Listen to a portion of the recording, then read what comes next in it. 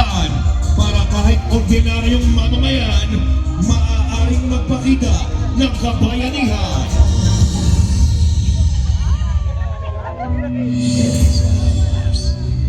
A great wedding, but the marriage that followed wasn't exactly good. Because that needs constant work. For si Gabe Mercado, 40 years ago, I was a 13-year-old radio operator sa Radyo Bandido. At the start of the revolution, Radyo Veritas was bombed. Kaya nagkaroon ng need to have Radyo Bandido. There was no social media at the time. There was no internet. So, for people to communicate at that time, we used VHF radio. And that was the backbone of our communication. So kami, kay Tita June Kitley, we would write down the messages that would come in.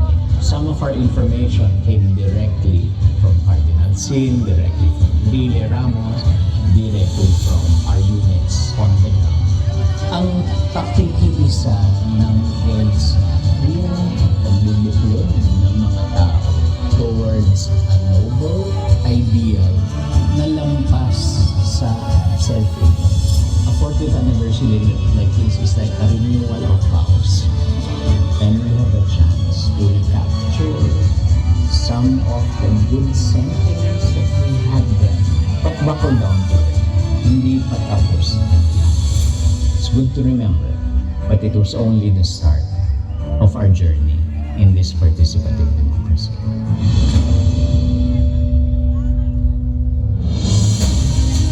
Please welcome a multi-awarded actress, an advocate, a wife, a mom, an involved Filipina, si Amihan, si Dana, si Mama Mary, Miss Isa Calzado. Magandang gabi po sa inyong lahat! Hello! Marinig naman ang energy ninyo. Magandang gabi. Kumusta kayo?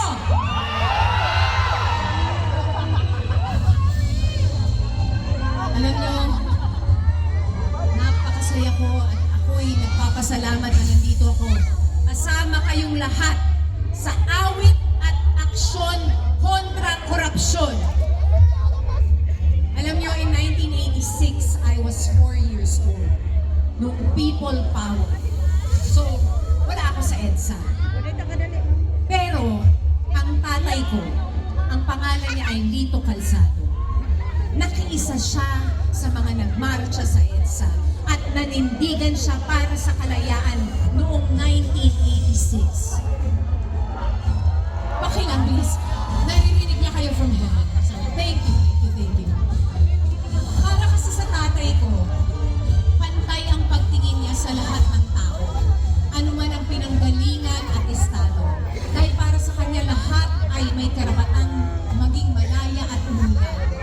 Dahil ang tatay ko po ay nagsimula bilang isang sampagita vendor sa Quiapo. And he literally danced his way to becoming a dancer, choreographer, and director. At alam ko meron picture. Ito po siya kasama ng ibang mga artista, nagmarcha sila at nakiisa sa People Power. Kaya po, sa panahon ngayon, pag inisip natin, di ba, parang ang hirap makiisa. Nararamdaman niyo ba yun minsan? Pwede audience engagement. Nararamdaman niyo ba yun minsan na parang ang hirap ng makiisa? Masyado na ba talaga tayong magkakaiba? Masyado na nga ba? Hindi, di ba? Dahil gaya ng tinuro sa akin ng aking, dito ang kuya ko, ng aming tatay, kung titignan lang sana natin ang halaga ng bawat tao, mas madaling umintindi, makiramay, at makiisa. Sabi nga ni Gabe sa napanood nating video, noong panahon nila sa Radyo Bandido, ano man ang edad o pinanggalingan mo, may boses ka at karapatan mong mapakinggan. Tama? Ang ganda ng boses nyo. Pero mangyayari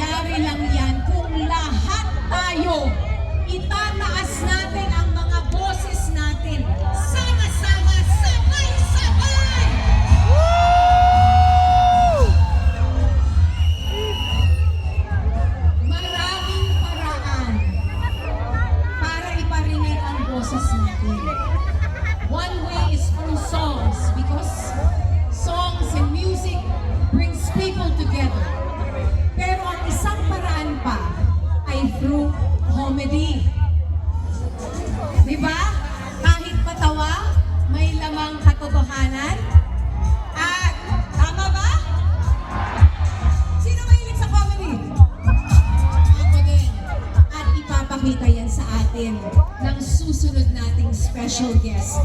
Please welcome, palakpakan niyo po, isang masigawang palakpakan para sa ating stand-up comedian ng nag-iisang Alex Calleja!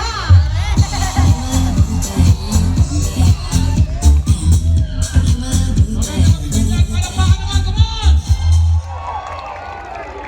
Sa mga nandito ngayon, lahat sa mga kabataan, ako po ay 53 years old. At noong panahon po ng People Power, ako po ay 14 years old. Tandang-tanda ko noon. In love ako noon. Aga kong lumandi. Grade 6, graduating kami noon. Wala akong idea na magkakaroon na pala ng walang pasok. Mawawalan pala ng pasok. May sinundo sa Santa Isabel. Nakatayo ko sa tapat ng luneta. Santa Isabel, sa tapat ng luneta yun eh. Alas 12 siya lalabas. Alas 3 na, hindi pa siya lumalabas. Yung pala, maagang na pinauwi. Yun ang tandang-tanda ko kasi wala pang mga cellphone nun eh. Kayo mga kabataan ngayon, tuwan-tuwa kayo sa cellphone nyo, di ba? Dati, landline. Alam niyo ba yung landline? Ang hirap manligaw sa landline, lalo na pag may party line. Ngayon mo na, ipagligawan ka. Alam mo, Lilibet, gusto talaga kita eh. Oo, mahal na mahal kita. Bilang sisigit yung landline, yung party line. Matagal pa ba yan? Mamamatay na si Lola eh. Sobra! Ang suswerte ng mga kabataan ngayon, walang cellphone pero nagkaisa lahat. Sa EDSA, nagpuntahan. Pantay-pantay, may pagkakaisa. Mayaman, mahirap, bata, matanda, ano doon sa EDSA. Walang cellphone. Tingnan niyo yung cellphone nyo ngayon. iPhone 15, 16, 17. Dati ang cellphone lang namin, 3210. Yan, pag nabasag yan, iyak kayo dahil ang mahal. Yung 3210, pag nabasag, nahati sa 3. Keypad, casing, battery. Yung kaibigan mo, tatadyakan pa yung battery, habulin mo. Sa totoo lang ha, nung panahon noon, hindi ko alam. Pero ngayon, parang wala tayong pagkakaisa. Ang Pinoy, nagpupunta ako sa iba't ibang bansa. Ito napansin ko. Ang Pinoy, mas mabait sa ibang bansa kaysa sa sariling bansa natin. Bakit ganun? Di ba? Oo, hindi na. Ano ha? Pag nag-drive ka ng alas 2 na madaling araw, huminto ka, red light, sumunod ka sa red light, magagalit yung nasa likod mo. Kasi tatanga-tanga ka, bubusina nyo, tapos dadaan sa'yo, Bobo! Di ba? Ngayon dati, nung 80s, 90s, traffic light lang, red, yellow, green, okay na. Ngayon, pumunta ka sa EDSA, ilan? Timer, traffic light, sa ilalim, MMDA.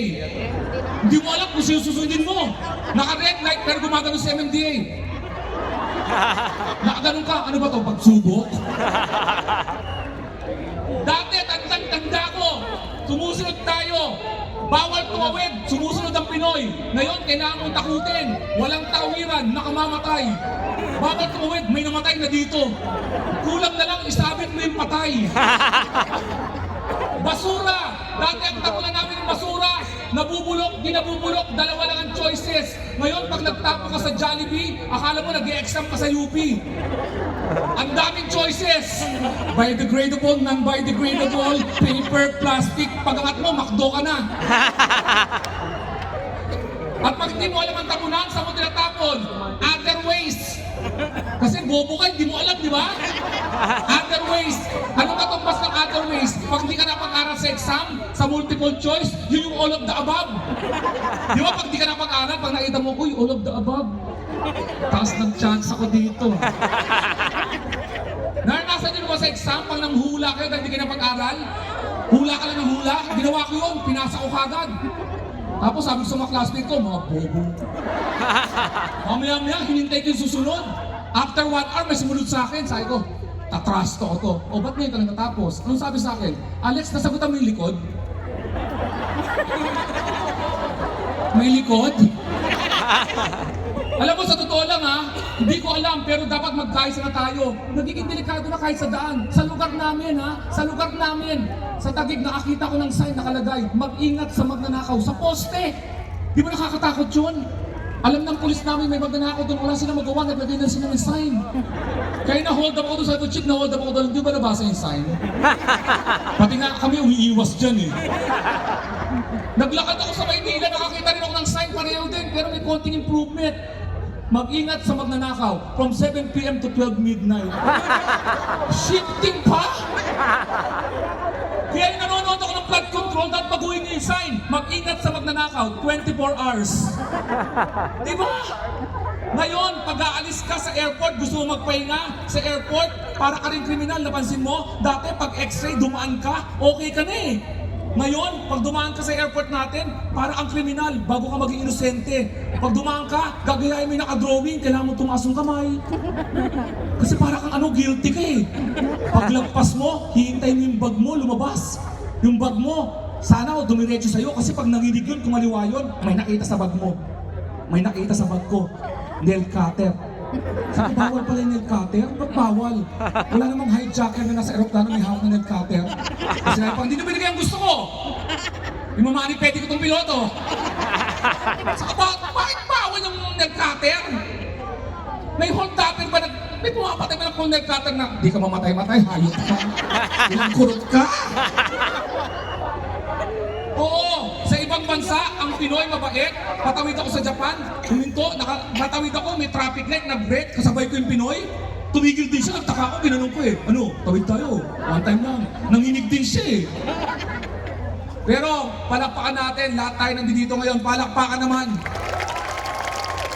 Mga kabataan, matanda, bata, kailangan magkaisa tayo. Kasi yung anak ko, nagkakaroon na kami ng konting di pagkakaintindi eh. Oo, ang anak ko, may dalawa akong online gamer na anak. Pag may online gamer ka kasama sa bahay, magigising ka ng hating gabi, akala mo may nakawan sa bahay. Magigising ka, ito marinig mo. Pare, patay ako, patay ako. Sabi ka dyan, may baril. Pinuntahan ko eh. Alam mo ginawa ko? Para tumigil, pinutol ko yung wifi. Pag pinutol mo yung wifi, yung mga kabataan ngayon, akala mo namatayan eh. O, lumabas sa kwarto yung dalawang anak ko, dati walang wifi. O, buti naman lumabas ko sa kwarto nyo. Ang lalaki nyo na. Hindi ko kayo nakita, maliit pala kayo mga hayop kayo. Yabang na anak ko ngayon, pinagmamalaki. Daddy, ang boy band namin, BTS saka 17. Tamo, dyan pala, hindi talaga kaisa. Ang boy band, Backstreet Boys. Bakit? 5 lang sila. Alam niyo ba kung ilan yung 17? Take a wild guess. Di ba? 13 sila. Doon pa lang, bobo na eh. 13 kayo, nag-meeting kayo. Ano pa ng grupo? 17, pumayag kayo. Saka kung 13 kayo, hindi boy band yun. Choir yun. Alam niyo ba yung BTS, yung dalawa to nagpahinga? Anong ginawa? Military service. Wow, ang boring. Alam niyo ba yung boy pa namin, pag nagpahinga, nagdroga. Nasa rehab. Ito ba?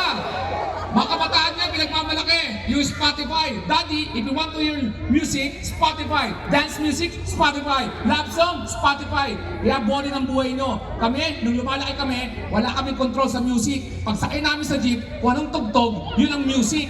Kahit umiiyak kami, pag sakay namin sa jeep, never gonna give you up, never gonna let you down. Wala kami magagawa, adjust kami. Kaya nga naging team song ko ng Shota ko, Saving All My Love For You eh. 25 years later, nalaman ko, pangkabit pala.